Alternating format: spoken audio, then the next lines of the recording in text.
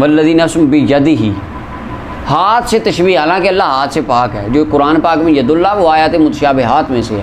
متشابہات کیا ہوتی ہیں؟ جن کا ترجمہ پتہ ہو، مراد متعین نہ ہو.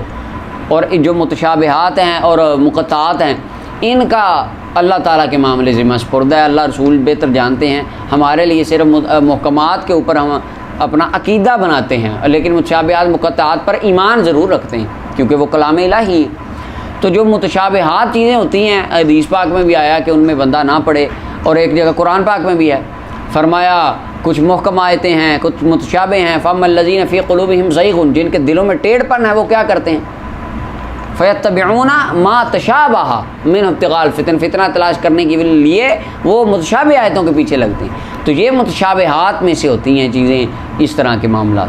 تو ان کو اللہ تعالیٰ کے معاملے میں سپرد کرنا چاہیے. اور علماء نے ان کی تعویلات کی ہیں کہ یہ ہاتھ مراد دست قدرت ہے، قبضہ قدرت ہے، ٹھیک ہے.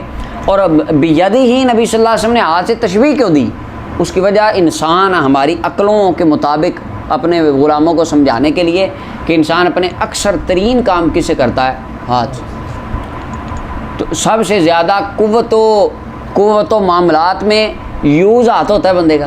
اس لیے اس سے اشارہ کر کے یہ بات عقل ہمیں سمجھانے کے لیے فرمائی، مگر نہ اللہ تعالیٰ ہاتھ سے پاک ہے. اللہ تعالیٰ ہاتھ سے جسم سے بھی پاک ہے.